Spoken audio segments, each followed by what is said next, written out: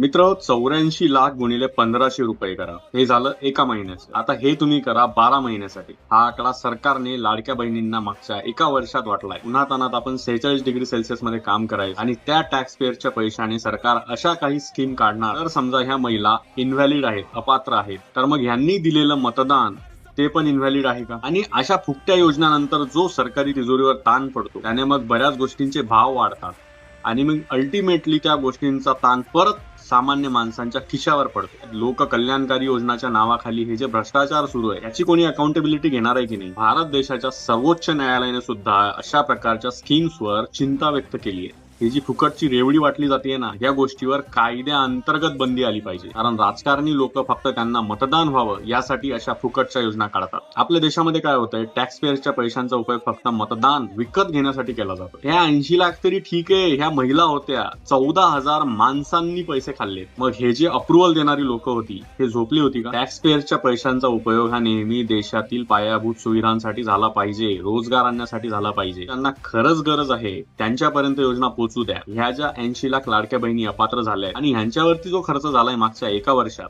तुमची प्रतिक्रिया कमेंट्स मध्ये नक्की सांगा.